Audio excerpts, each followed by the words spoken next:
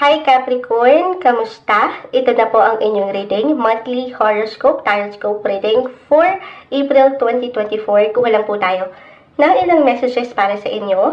As usual, mensaheng gabay lamang po. Dito muna tayo sa inyong tarot card reading or tarot reading para sa mga Capricorn ngayong buwan. Anong maiwan natin para sa kanila? Message.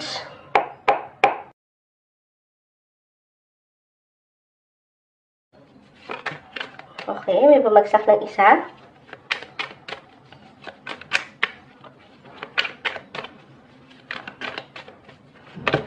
Okay. Ano natin? Spread natin. Okay, the Emperor, the Ace of Pentacles, the Four of Cups.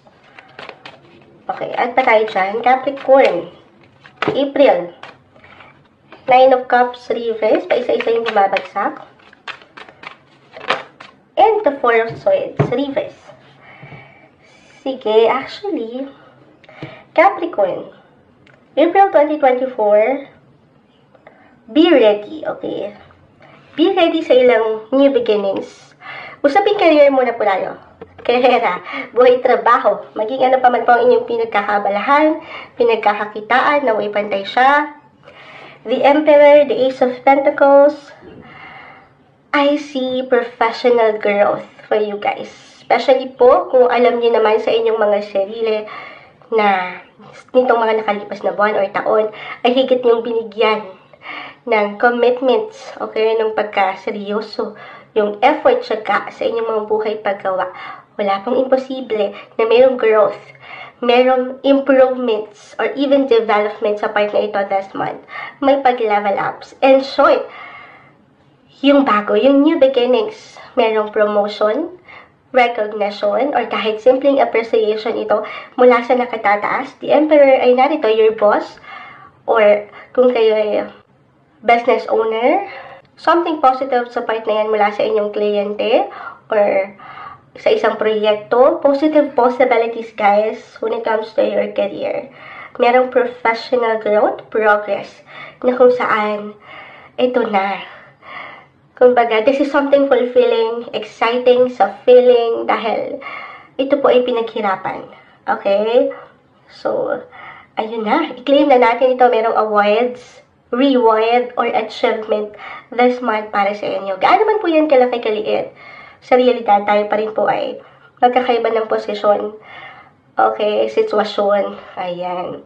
Pero merong pagtupad po ng isa sa inyong mga pangarap, especially nga po career-wise or anything related to your work.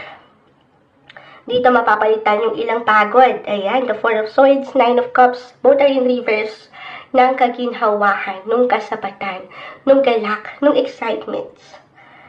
At dito marirealize mo na, lalo pa para sa ilan sa inyo, na nakaramdam nung parang, meron pa ba? May i-improve pa ba? Lalo pa medyo natagalan. Okay, na ito, meron at merong dahilan ng lahat. Kumbaga, timing lang din. Timing is everything, and this is your time. This is your moment, Capricorn. I-claim na natin yan for you.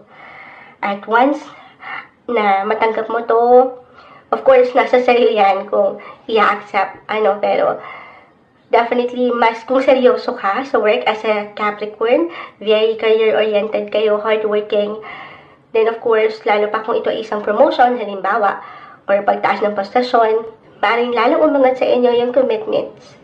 Or maybe, isang paalala ito na, syempre pa, kung may pag-increase ng salary, ng posisyon, kaakibat nito yung extra responsibility.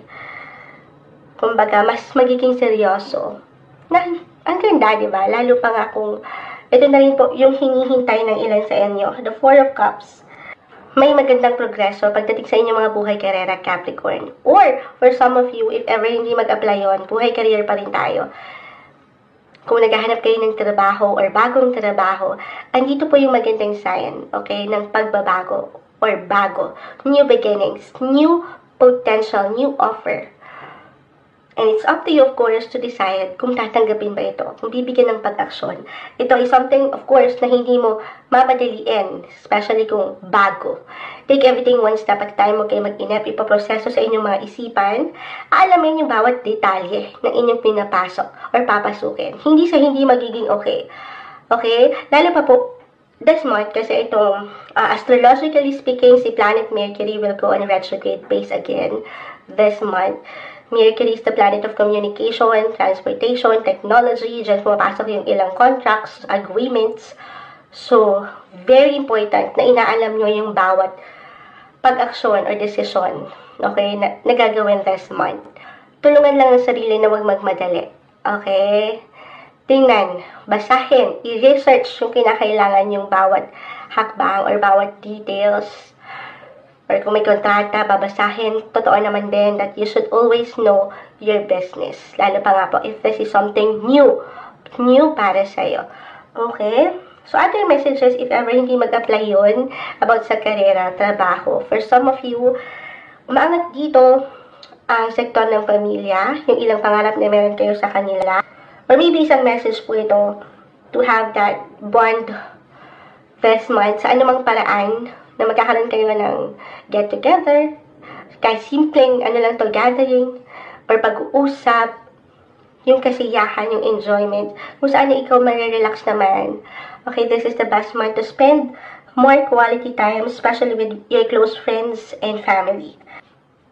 And last message, more on self-care, self-love, Capricorn. Magpahinga rin pag may time kasi nakikitaan natin dito ng pagkaseryoso.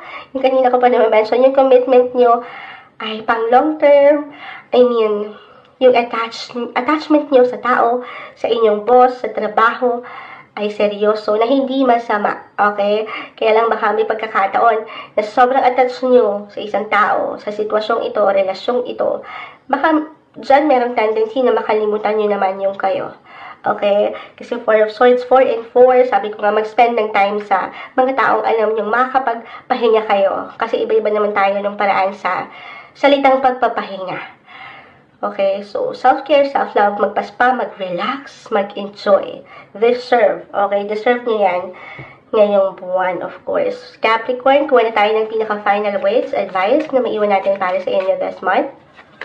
Okay, ang dami. Kunin lang natin yung pinaka-exact message, Capricorn.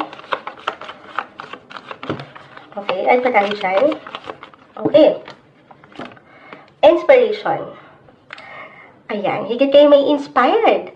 Trabaho, pamilya, or reverse tayo every time. Higit kayong magiging inspirasyon ng ilang tao sa inyong paligid. Ilang katrabaho ba ito? Kasi nga, nakikitaan natin ng positive possibilities, opportunities when it comes to work. So, merong pag-angat ng inyong mga public image, kung paano kayo tinitingnan o tinitingala ng ibang tao. Ayan. Inspiration. And motivation. Puro Sean, inspiration and motivation. Lalo kayo mag-iinit sa inyong buhay, sa ilang mga pangarap nyo na gusto nyong makamit, trabaho man, or personal na relasyon. Ipupush, manlalaban, magpapatuloy sa laban ng buhay. Para sa inyo, ngayong buwan, April 2024, Capricorn.